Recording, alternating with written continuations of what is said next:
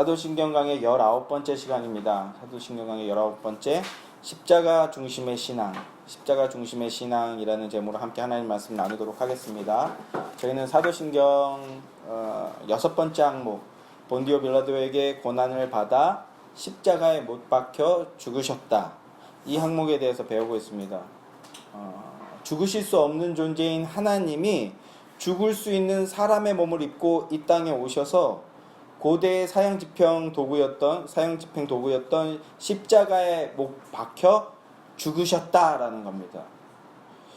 이 사건은 적지 않은 수의 그 고대 역사서에 기록되어 있는 역사적 사실이요, 역사적 사건이다. 이 말씀을 드렸어요. 그럼 하나님이신 예수님께서 왜 굳이 사람의 몸을 입고 죽으셔야만 했는가? 그리고 왜 많고 많은 형벌들 중에서 십자가의 형벌로 죽으셔야 했는가? 그것은 죄인인 우리가 받아야 될 저주, 징계, 심판을 대신 받아주시기 위해서였다라는 거예요. 예수님에 대한 이 고백, 우리의 죄를 대신해서, 우리가 받아야 할 저주를 대신해서 받아주셨다라는 이 고백이야말로 기독교의 가장 기본이면서 핵심적인 신앙 고백이다라는 말씀을 이제 지난주까지 나눴습니다. 나의 죄, 우리의 죄, 온 인류의 죄의 문제, 죄의 싹신, 사망의 문제를 당사자인 우리는 그걸 해결할 능력이 없는 거예요. 그런데 이런 나를, 여러분을, 주님의 백성들을 죄에서, 사망에서, 심판에서 구원해내 주시기 위해서 죽을 수 없는 존재인 하나님이 죽을 수 있는 사람의 몸을 입고 오셔서 십자가에 달려 죽어 주셨다. 이겁니다. 굉장히 쉽죠? 간명합니다. 기독교란, 그리고 그리스도인이란 하나님이신 예수님께서 사람의 몸을 입고 이 땅에 오셨다라는 그 사실을 믿는 거고요. 그 십자가의 죽음이 나를 위한 죽음, 나의 죄를 대속하기 위한 그 죽음이었다는 걸 인정하고 고백하는 자들입니다. 그게 그리스도인이에요. 그리고 나아가 이 십자가를 신앙과 삶의 기준으로 여기며 생각과 판단의 시작, 근본으로 삼는 것. 그래서 그 십자가의 삶을 살기 위해서 애쓰고 힘쓰는 존재들, 그런 자들을 그리스도인이라고 하는 겁니다. 십자가에 의해서 판단하고 뭐예요? 지난주 결론. 먼저 내가 죽는 거죠. 그리고 예수님이 사신 방식대로 사는 거예요. 그렇게 살기 위해서 애쓰고 힘쓰는 존재들, 그 자들이 그리스도인이라고요. 교회에 오래 왔다 갔다 했다고 해서 그리스도인이 아니라고요. 성경 공부를 많이 했다고 해서 그리스도인이 아니라고요. 이 원리가, 이것이 이 십자가 중심의 신앙이 삶의 기준, 전인격의 기준이 되는 자들. 다시 한번 강조드립니다만, 이 십자가에 못 박혀 죽으셨다라는 이 고백 안에는 나는, 인간은 존재론적으로 불완전한 존재, 즉 죄인이다라는 것이, 죄인입니다라는 걸 인정한다는 내용이 함의되어 있는 거예요. 기독교의 인간관, total depravity, 죄의 문제의 해결, 즉 구원에 있어서 인간은 전적으로 타락했다. 전적으로 타락한 존재다. 구원에 있어서 인간은 근본적으로 무능력하고 오염되어 있다라는 것이 기독교가 인간을 보는 관점이에요. 이게 바르게 세워져 있어야 돼요. 십자가에 죽으셨습니다라는 내용 안에 이게 담겨 있다고요. 인간은 뭐든지 할 수 있어. 긍정의 힘을 통해서 못하는 게 없어. 구원도 이루어내자. 이게 아니라 인간은 전적으로 타락한 존재다. 이걸 인정하고 고백하는 게 함의되어 있다고요. 그런데 작금의 한국 기독교는 구원의 첫 출발점이라고 할 수 있는 이 지점이 심각하게 깨어져 있어요. 한국의 교회들, 카톨릭까지 포함한 거의 대부분의 기독교회가 사도신경을 교회의 표준 신앙 고백으로 고백하고 있습니다. 그러나 상당수의 교회들이 사도신경의 이 핵심적인 부분이라고 할 수 있는 십자가에 대한 고백, 그리고 그 고백 속에 함의되어 있는 모든 인간은 구원에 있어서 전적으로 타락한 존재라는 이 인간론, 이 부분이 심각하게 오염되고 변질되어 있다고 해도 과언이 아니라고요. 수십 년 신앙생활을 했다고 하지만 사도신경의 의미도 모른 채 그저 중연불 외우듯이 중얼거리는 사람들이 태반이죠. 그 원인이야 어떻게 되었던, 목사들이 안 가르쳐서 그런 거지 뭐. 근데 목사들도 몰라요. 어떻게 되었든 간에 한국교회의 대부분의 신자들은 형식적이고 위선적인 그저 입술의 고백, 거짓된 고백을 배설물처럼 늘여놓고 있을 뿐이라는 거예요. 저는 이 부분이 오염되고 변질되어서 교회도 오염되고 변질되어 버리게 된 거라고 생각합니다. 이 십자가 중심의 신앙이. 그리고 교회가 오염되고 변질되니까 우리 나라도 건전성을 잃고 점점 타락하고 부패해져 가는 거라고요. 최소한 목사로서 저는 그렇게 생각하고 있습니다. 우리나라가 왜 이런 그 오염과 부패가 가득한 나라가 되었는가? 교회가 오염되고 부패되었기 때문이라고요.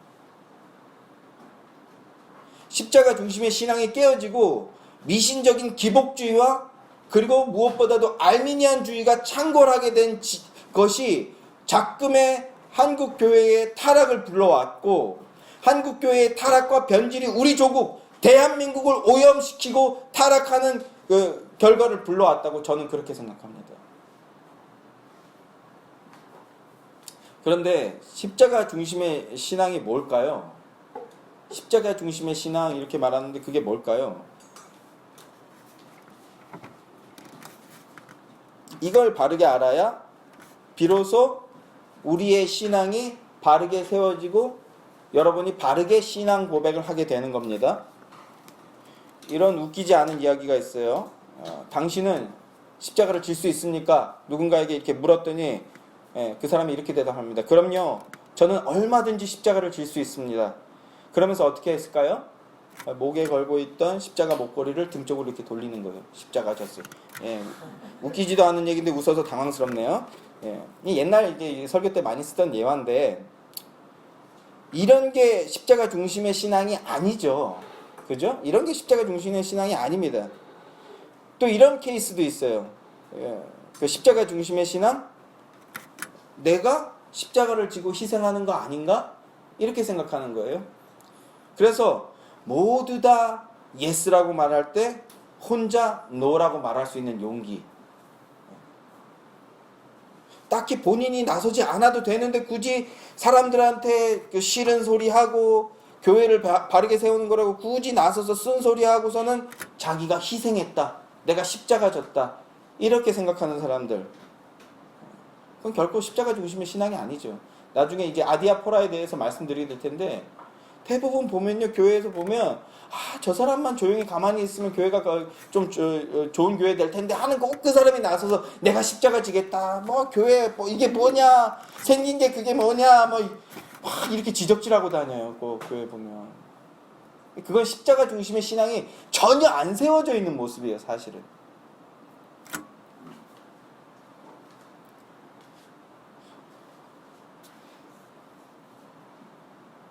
제가 이제 드리는 말씀이 좀 너무 거창하게 여겨지기도 합니다만, 꼴랑 개척교회 목사 주제에 오늘날 한국 교회를 보면요, 그리고 이제 드리는 이 말씀이 저는 우리나라와 사회에 적용되는 말씀이기 되길 원하는데, 한국 교회를 보면 성경 공부에 아주 열심인 것 같아요. 성경 공부에 열심인 것 같고, 그러나 진정한 복음의 가르침을 얻기보다는 세상적 가르침, 세속적 가르침에 미혹되어 있는 현실들을 보게 됩니다. 광명한 천사의 모습으로 가장한 사탄과 같이 성경을 배우고 교리를 배우는 것 같지만 사실은 세상적 지혜, 사탄의 가르침에 미혹되어 있다고 해도 과언이 아닌 게 한국교회예요. 세상적 지혜에 대해서 쉬운 예를 제가 들어볼게요. 인생은 속도보다 방향이 중요하다. 이런 얘기. 얼마나 빨리 성공하고 얼마나 빨리 앞서가느냐보다 어느 길로 가느냐가 중요하다. 이 얘기가 2000년대 중반에 엄청 유행하던 설교입니다. 여러분들도 이제 그래서 설교에서 많이 유행하다가 일반 사람들도 많이 하는 말이죠. 인생은 속도가 아닌 방향이다. 이런 얘기 들어보셨죠? 또는 이런 말도 있어요. 이런 설교도 저도 청년 때 엄청 많이 들었는데, 천천히 갈 때 비로소 옆이 보인다. 이런 얘기예요. 이게 목사님들이 많이 하던 설교인데 나중에는 어떤 혜민이라는 승려도 이거를 책 제목으로 해서 엄청 베스트셀러가 됐더라고요. 천천히 가야 비로소 보이는 것들, 뭐 이런 제목이요. 한국 사회가 고도 성장으로 인해서 너무 급속히 성장함으로 인해서 여러 가지 병폐들이 일어나게 됐는데, 그런 상황들에 대해서 이제 빗대어서 천천히 가야 된다. 너무 앞만 보고 가다가 옆에 사람을 놓친 건 아니냐. 이런 류의 얘기들. 이게 사실은 교회에서 설교 시간에 많이 나왔던 얘기들이에요. 그리고 그리스도인의 삶이란 비가 올 때 우산을 씌워주는 것이 아니라 함께 비를 맞는 것이다. 아멘이십니까? 이게 무슨 말이에요? 왜 비를 맞아? 그냥 안 맞으면 되지. 그런데 이 말에 막 감격해갖고, 맞아, 내가 저자와 함께 비를 맞아주겠다. 그냥 우산 씌워주세요, 그냥. 빨래는 집에서 와이프가 하는데. 아닌가, 요새는? 뭐예요? 지금 드린 말씀들? 듣기에 그럴싸하고 뭔가 감동이 있는 것처럼 들리지, 어떠세요, 여러분들? 감동적입니까? 이 얘기들을, 좋은 생각류의 이런 얘기들, 감동 받으셨나요? 이제 너무 많이 들어서 이것도 감동이 안 되는가요? 여기서 중요한 것은요, 이 이야기들 안에, 제가 말씀드린 이 얘기들이 다 저도 청년 때 많이 들었던 설교들이에요.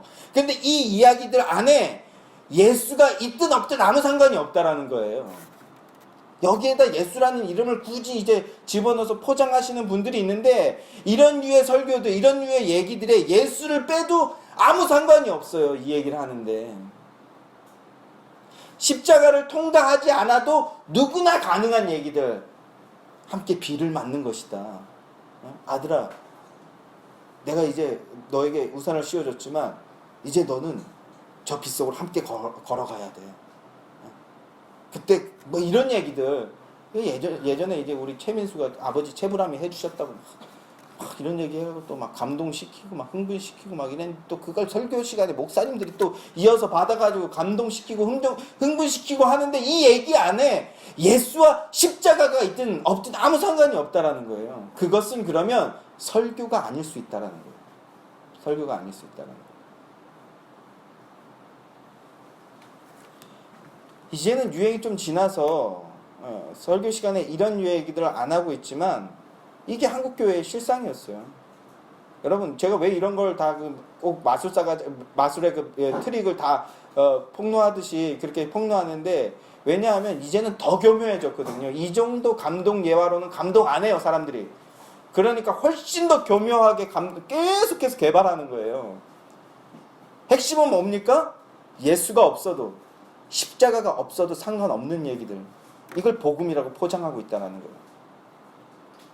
십자가 중심의 신앙이 무엇인지, 예수 그리스도를 통한 참된 복음이 무엇인지 분별하지 못하고 음녀에게 미혹되듯이 미혹되어 가는 한국 교회의 성도들을 보면서 저는 너무 근 몇 달 동안 비통함에 젖어 있어요.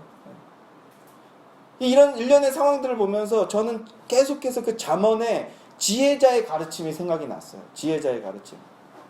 오늘 설교는 사실은 교리 설교라기보다는 이제 성경신학적 설교라고 해도 할 수 있는데, 특히 이미 참성한교회에서 제가 우리 청년들과 나눴던 그 말씀, 잠언의 말씀을 다시 한번 이제 나눠보고자 합니다. 그리고 그 설교를 유튜브에 올려놨는데 아마 많은 분들이 들으시지 않으셨을 거예요. 그래서 제가 리바이벌을 좀 하려고 합니다. 잠언은 복음, 즉 지혜를 무엇이라고 어떻다고 말하고 있습니까? 이제 한번 봅시다. 오늘 잠언을 이제 그래서 1장부터 9장까지 한번 살펴볼 거예요. 잠언 1장 7절 말씀을 먼저 같이 읽어봅시다. 잠언, 구약성경 잠언 1장 7절부터 말씀. 1장 7절 말씀.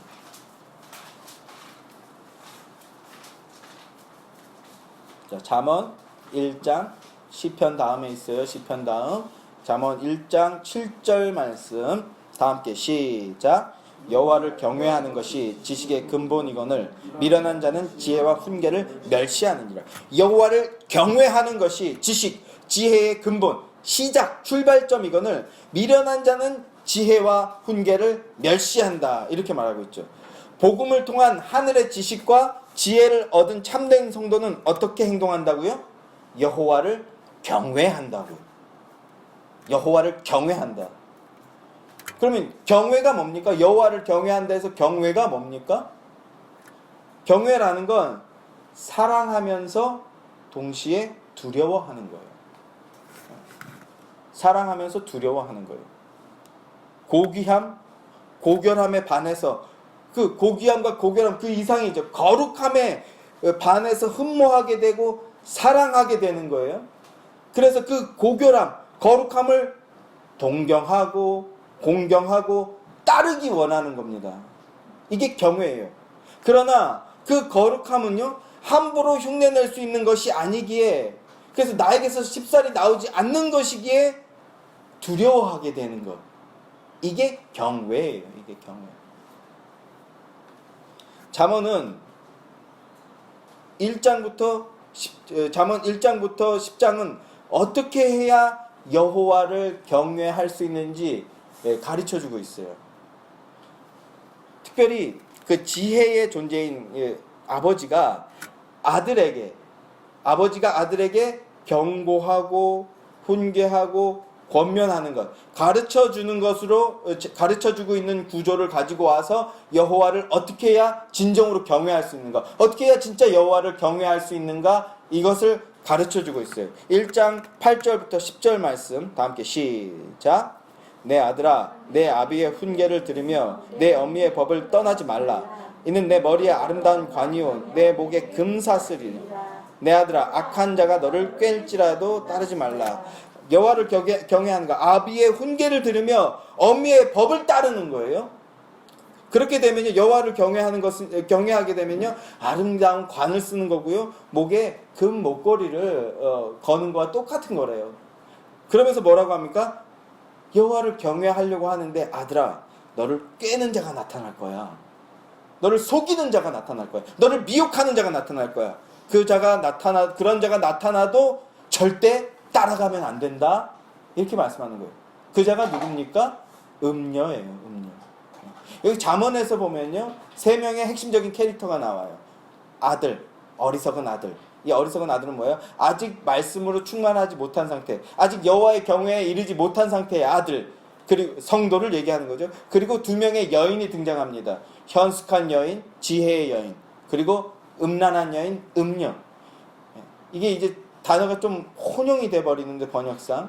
그래서 잠언의 문맥을 좀 이해하기 어려운데, 결국 31장에 가면은요, 아들이 어떻게 합니까? 현숙한 여인을 만나서 현숙한 여인과 결혼하죠. 이게 뭐라고요? 여호와를 경외하는 거예요.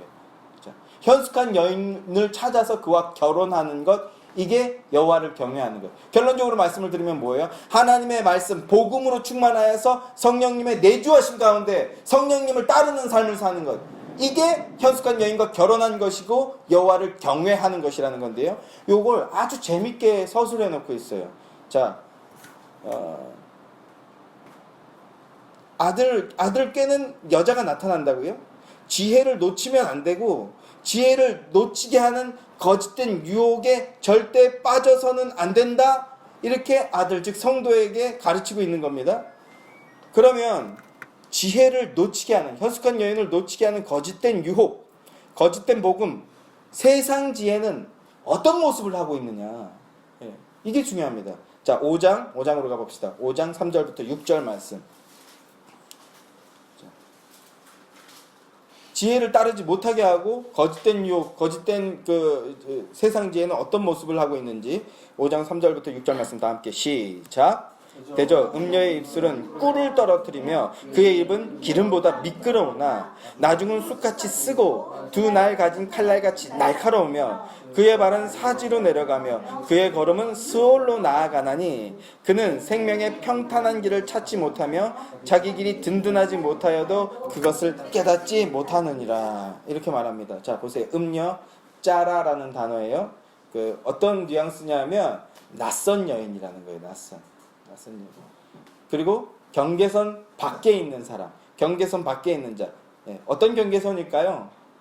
우리가 해석을 해보면요, 복음이라는 울타리 밖에 있는 사람, 그 사람은 우리에게 낯선 존재죠.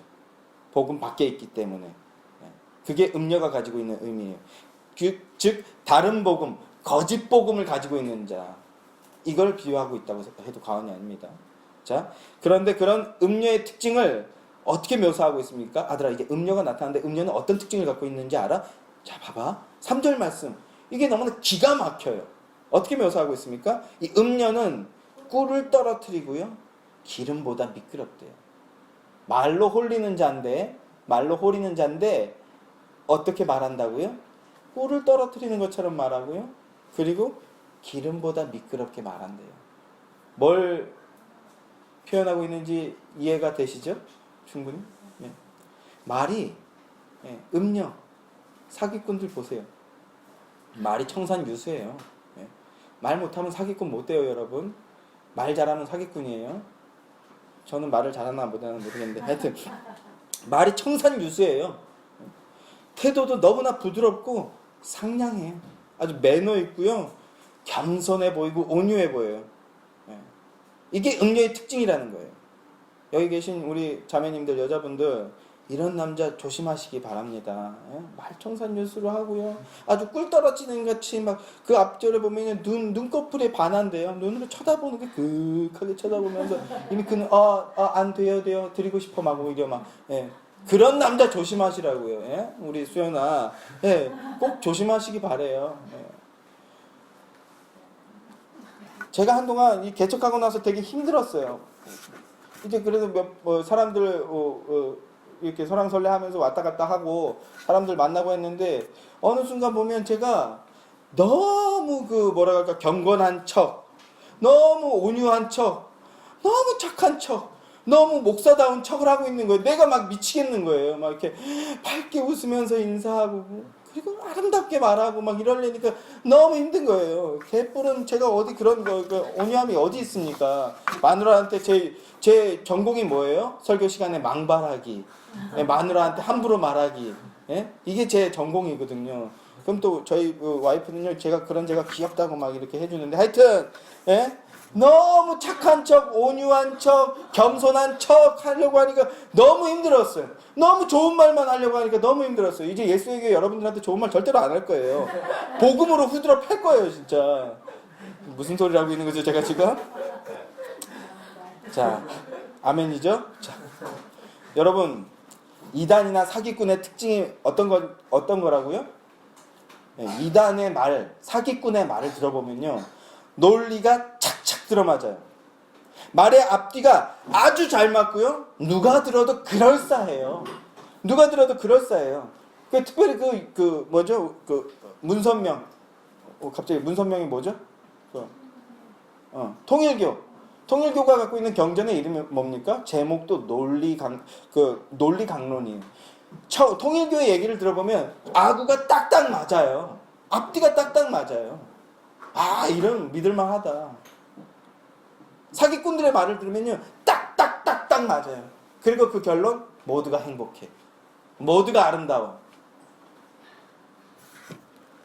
누가 들어도 그럴싸하고 그랬으면 좋겠고, 아니 꼭 그래야만 할 것 같은 그런 지경이죠. 이들의 말들을 듣고 있으면요, 당장에라도 유토피아가 이루어질 것 같아요. 행복해질 것 같아요. 그대로만 된다면 모두 다 좋아질 것만 같아요. 또는 가장 공정하고 정의롭고 그래 보여요. 불의에 맞서는 것 같고 악의 무리를 처단하고 있는 것 같고요. 그리고 그 과정에 절대 패배는 없고 낙관적인 장밋빛 미래, 이런 경전을 가지고 있는 종교가 있죠. 뭡니까? 이슬람 종교들. 그래서 그 천국을 위해서 그들은요, 죽음도 서슴치 않아요. 죽기도 서슴치 않고 죽이기도 서슴치 않아요. 왜? 경전에서 가르쳐주고 있으니까. 그게 천국이니까. 맞는 것 같으세요, 여러분? 그 코란도 보세요. 딱딱 맞아요, 아구가. 정확합니다. 그리고 그렇게 하면 우리에게 아주 좋은 일들이 벌어질 것만 같아요. 그런데 기독교는 어떻습니까?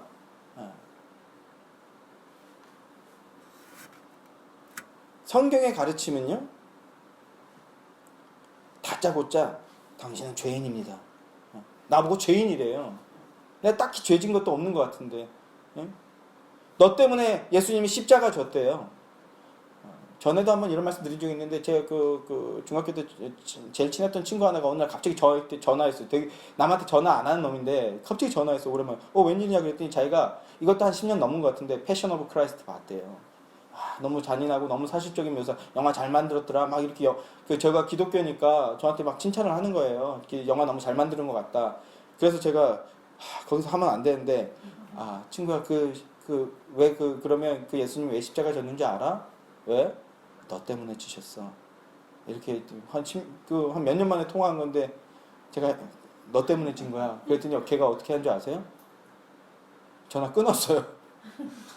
친구끼리 통화하는데 야, 그 십자가가 너와 인류를 위해서 진 거야. 그랬더니 그래? 전화를 끊었어요. 이게 인간의 본성이죠. 인간의 본성이에요. 성경의 가르침은요, 너는 죄인이라고 하고 너 때문에 십자가 졌다고 하고 너도 거기서 죽어야 된다. 이게 어디 논리 정연하게 들리십니까? 이성적인 얘기로 들리십니까? 성령님의 역사하심, 은혜를 받지 않고서는 이런 말에 절대로 아멘이라고 할 수가 없어요. 이게 복음입니다.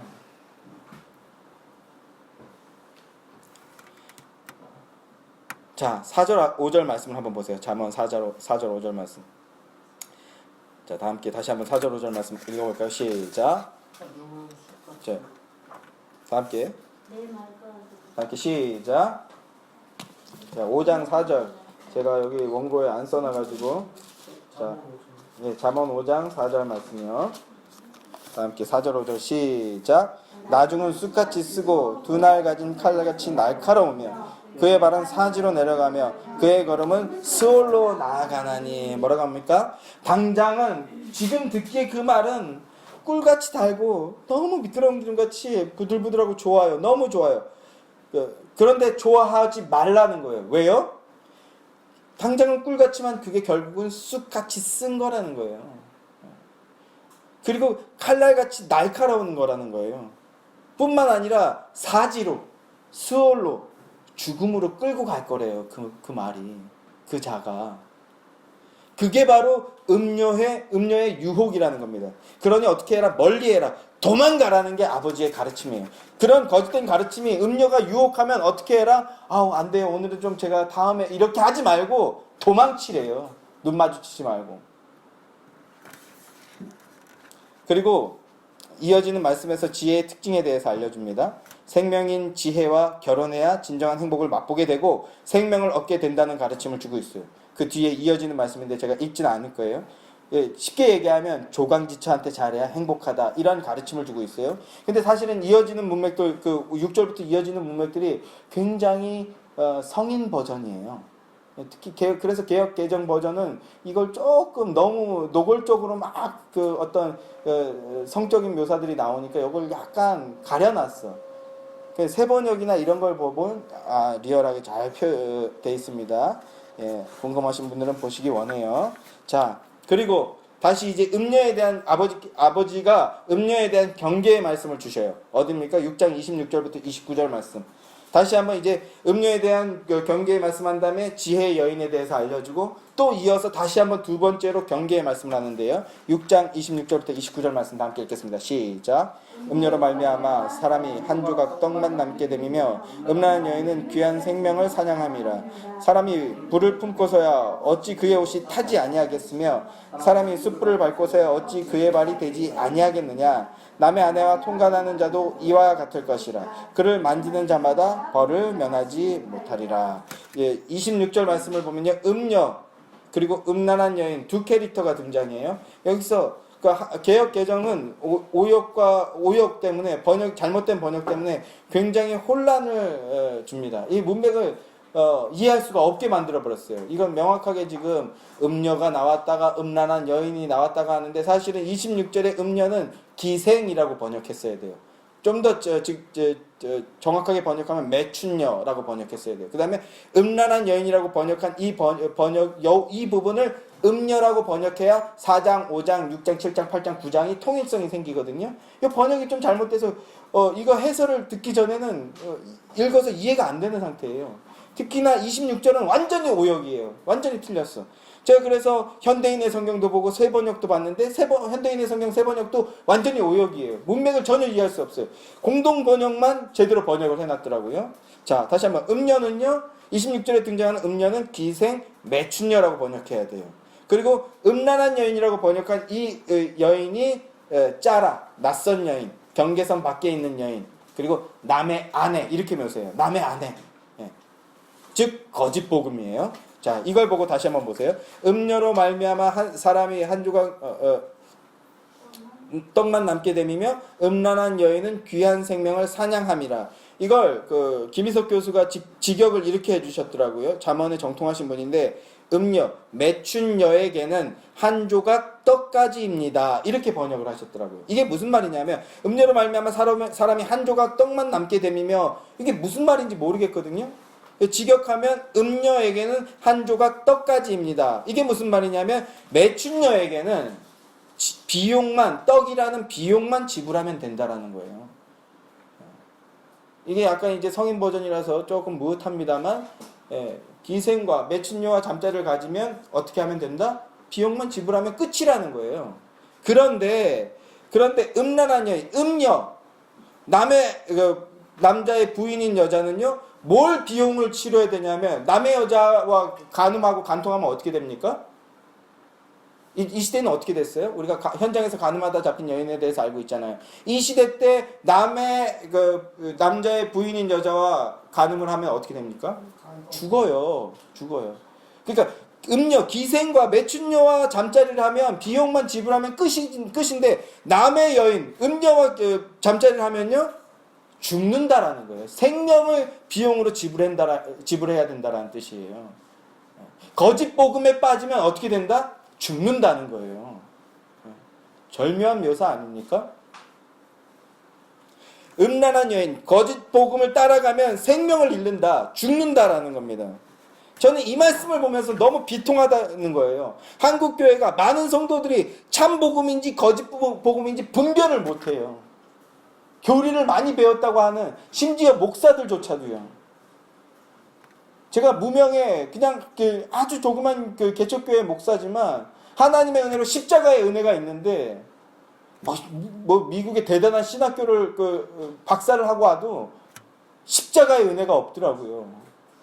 그런데 그 사람들이 유명하다고 지금 막 많은 사람들에게 존경을 받고 있더라고요. 그 존경받는 게 부러운 게 전혀 아닙니다.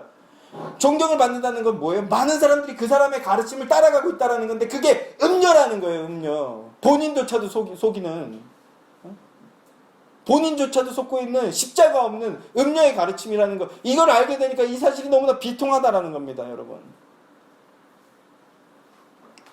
꿀 떨어지고 미끌미끌하는 그 거짓 복음에 속아서 당장은 행복한 것 같지만 배교의 길, 사망의 길을 가고 있는 것이 너무 선명하게 보이기 때문에 그래서 너무 마음이 아프다는 거예요. 십자가 중심의 신앙을 회복하지 못하면 신자도 교회도 모두 사망의 길로 가게 되는 것인데 한국 교회는 그 길을 가고 있는 것 같아요. 자, 6장 7장부터는요.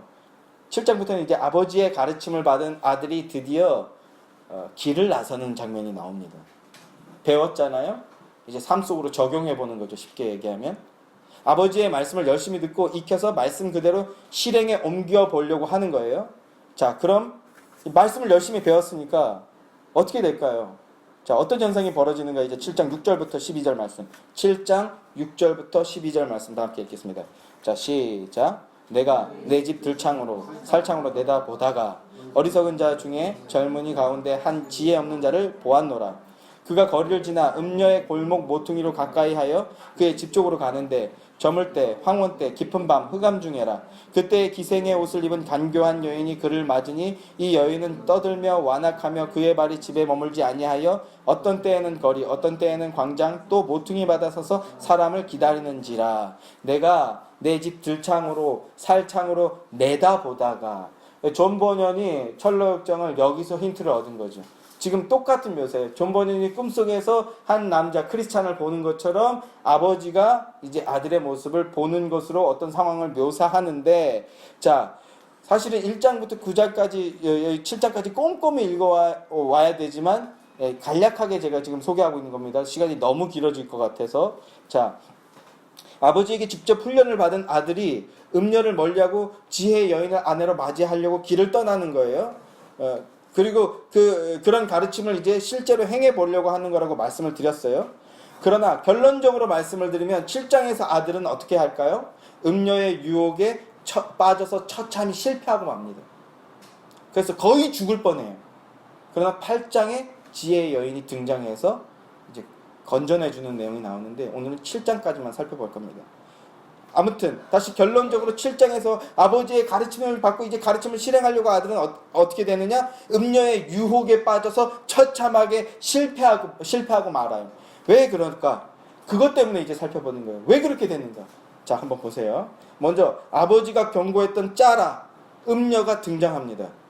그런데 그의 복장이나 행색 그리고 태도가 매우 애매해요. 10절의 말씀을 보세요. 기생의 옷을 입은 간교한 여인이 그를 맞았다. 이 앞의 과정들도 좀 소상히 살펴볼 필요가 있지만 기생의 옷을 입은 여자.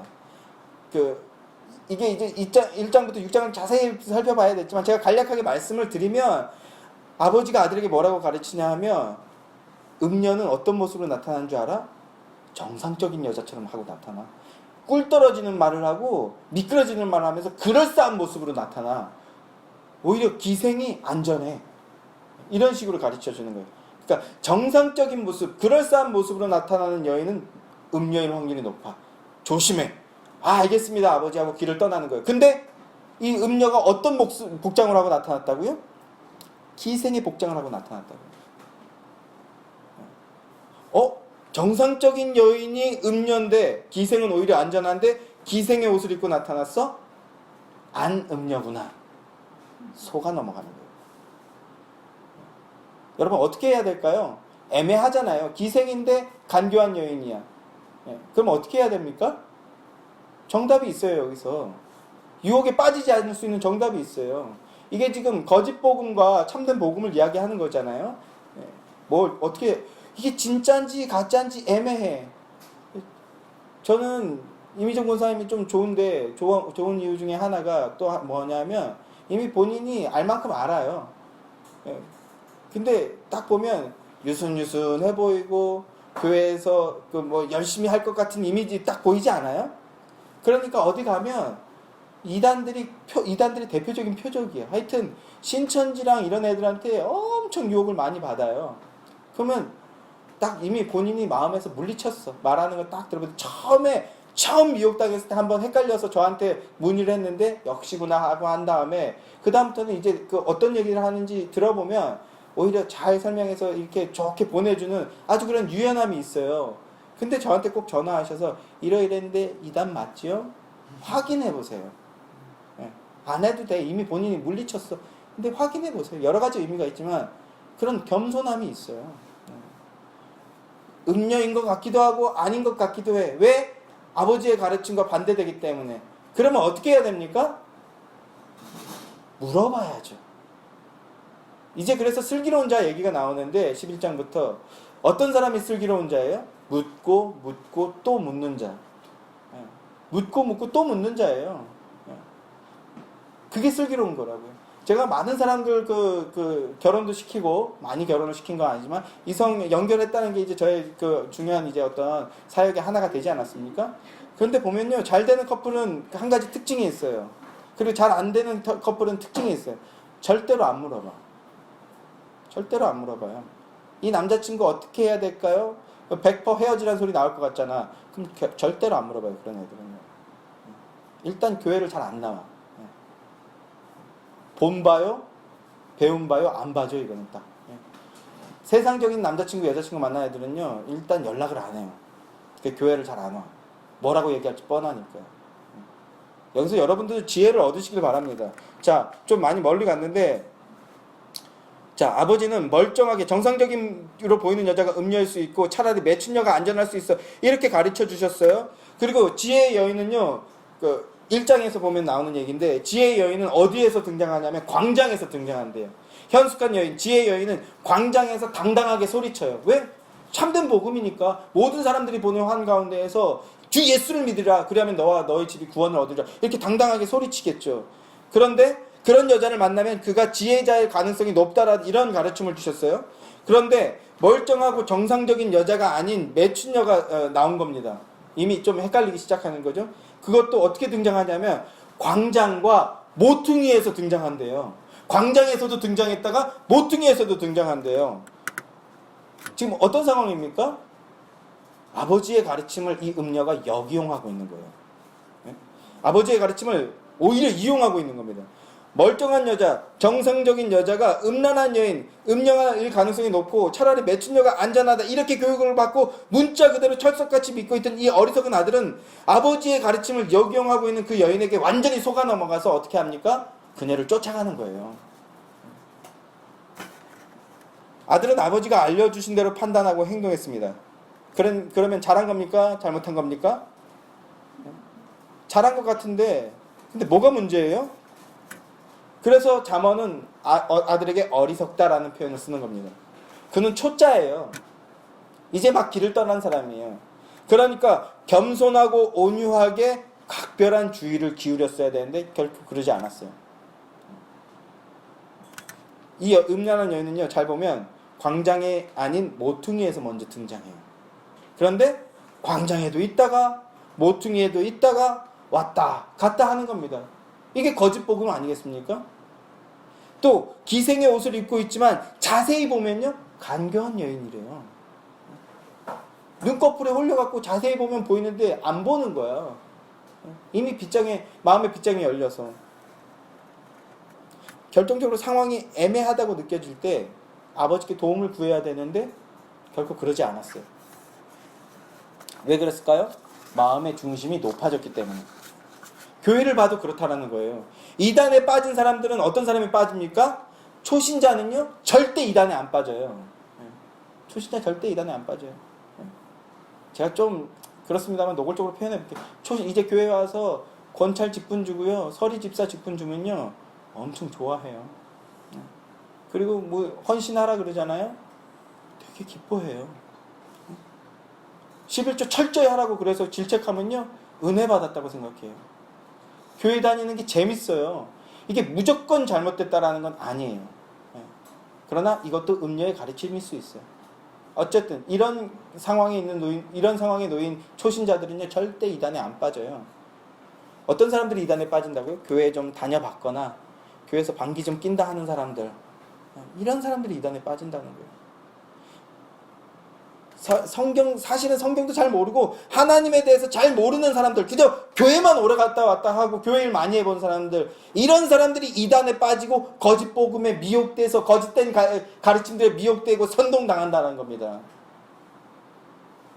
지혜를 만났다고 착각한 어리석은 아들은요 너무나 쉽게 음녀를 따라가고 그에게 사로잡혀버려요.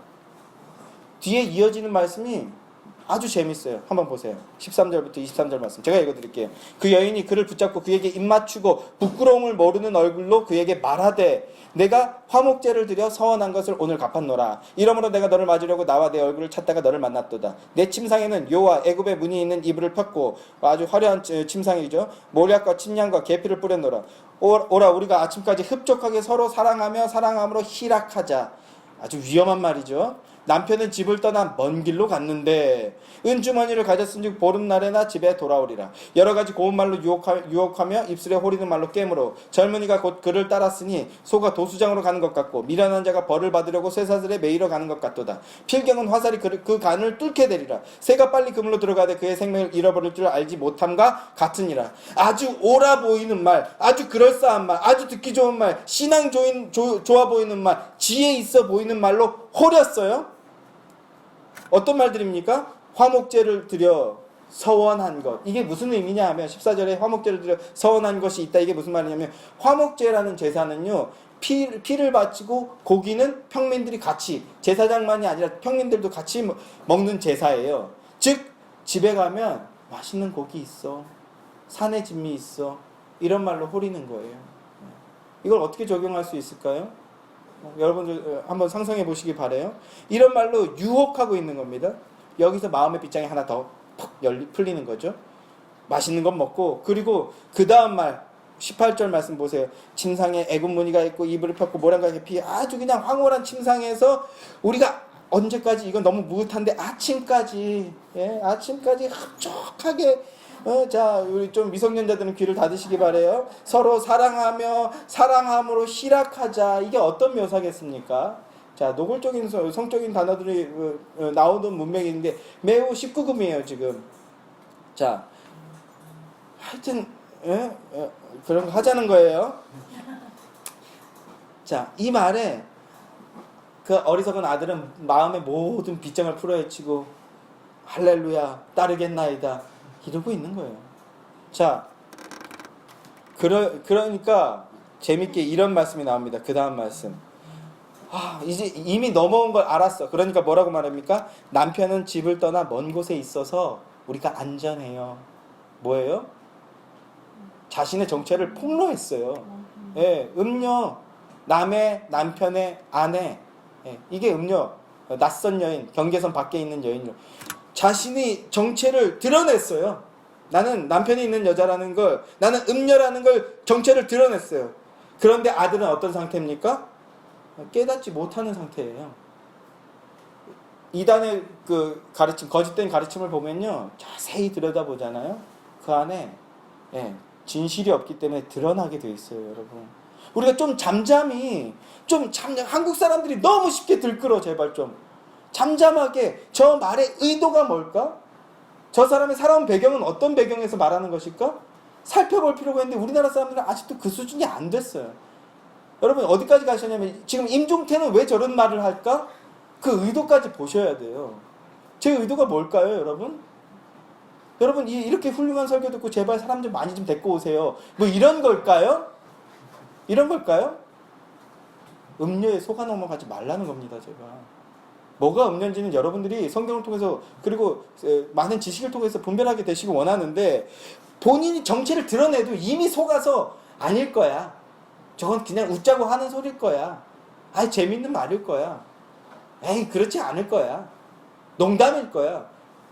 이러고 있다는 거예요.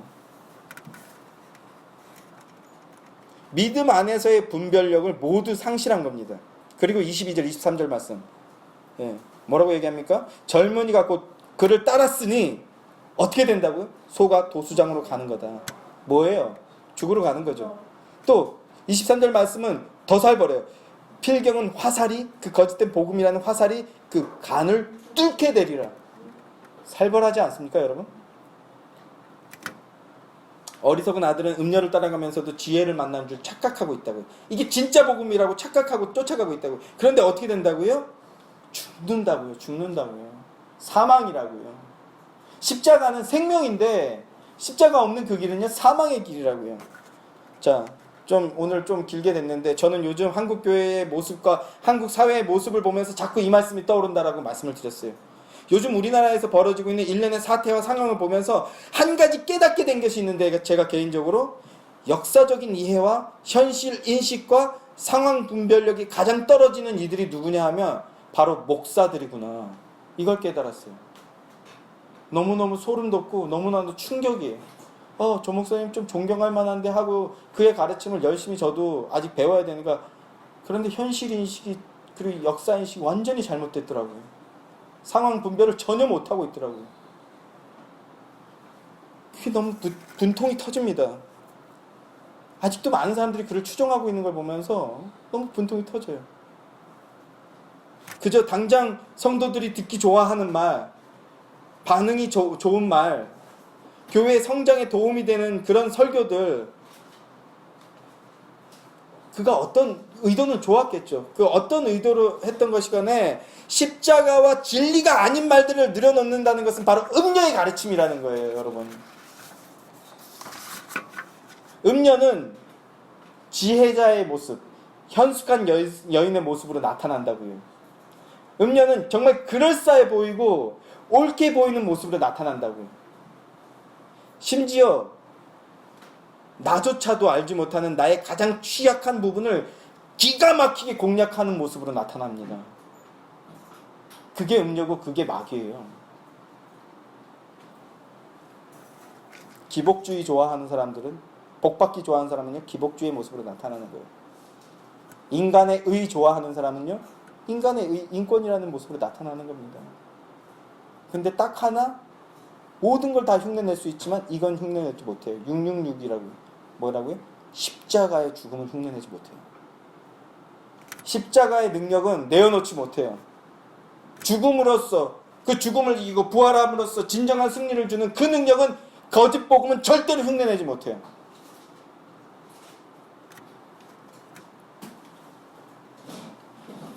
음료의 길은 당장은 그럴싸해 보이고 심지어 옳게 보이지만 그 길의 끝은 사망이라는 겁니다. 그 길은 소가 도수장으로 끌려가는 길이고 간이 화살이 깨뚫리게 되는 길이라는 겁니다. 여러분, 절대 가서는 안 됩니다. 여러분, 그 길을 가지 마세요. 여러분, 돌이키시기 바랍니다. 아들은요, 아버지가 가르쳐 주신 대로 행했습니다. 그랬더니 음료의 유혹에 빠지게 됐어요. 이게 어떻게 된 거라고요? 아버지의 가르침이 잘못된 거란 겁니까? 아니라고요. 아버지께서 말씀해 주신 대로 따라간 것 같지만 첫 번째, 그는 자신의 인식의 한계가 있음을, 자신이 초짜고 인식의 한계가 있음을 인정하지 않고 있는 거예요. 구원과 영생에 있어서 전적으로 무능한 존재며 지속적인 아버지 하나님과의 교통이 필요한 존재라는 것을 인지하고 인정하고 고백하고 있지 않다라는 거예요.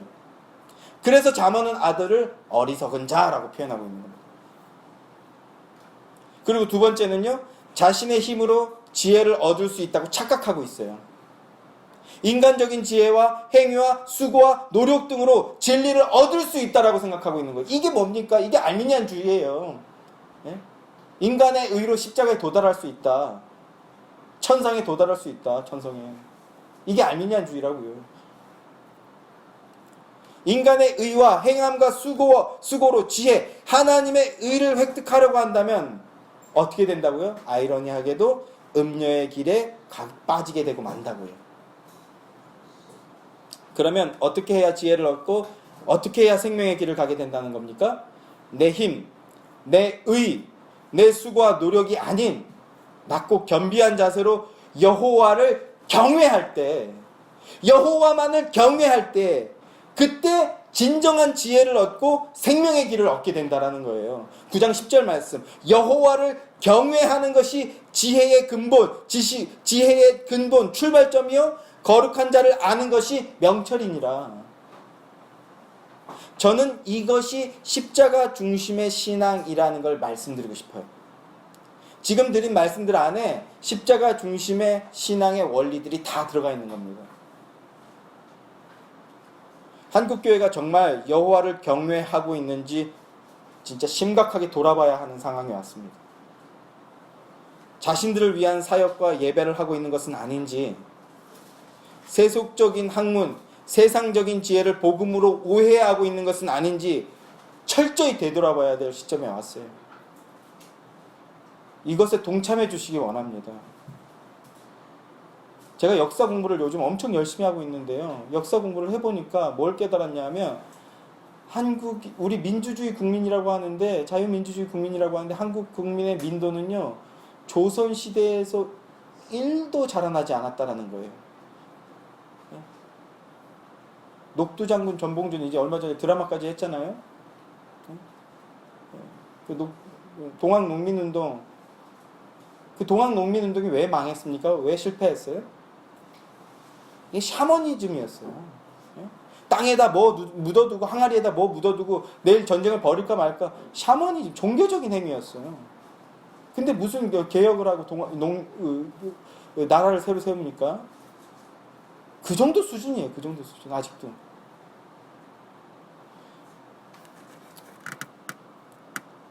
간절히 원합니다, 저는. 우리가 함께 깨어서 한국교회와 우리나라의 그 진정한 개혁, 진정한 발전, 진정한 진보를 위해서 우리가 깨어서 기도해야 된다는 것이 저의 정말 간절한 바람입니다. 예수의 교회가 이에 동참하게 되길 바라는 게 저의 간절한 소망입니다. 자, 말씀을 맺을게요. 좀 길어져서 죄송합니다만, 십자가 중심의 신앙에 대해서 잠언을 통해서 살펴봤습니다. 진정한 성도는요, 뭐라고요? 자신의 죄됨을 고백하고 나의 죄를 위해 하나님이신 예수 그리스도께서 십자가에 죽어주셨다. 이 십자가 중심의 신앙을 회복해야 됩니다. 사랑하는 예수의 교회 성도 여러분, 여러분은 이 십자가 중심의 신앙을 여러분의 신앙의 근간으로, 여러분의 신앙의 뿌리로 선명하고 단단하게 세우시길 간절히 바랍니다. 예수 그리스도의 대속의 십자가를 삶의 기준, 생각과 판단의 시작점으로 세우시는 진정한 성도들이 되시길 바랍니다. 예수 그리스도의 십자가를 인생의 방향키로 세우고 따르는 참된 성도들이 되시기를 주님의 이름으로 간절히 소망합니다. 기도하겠습니다.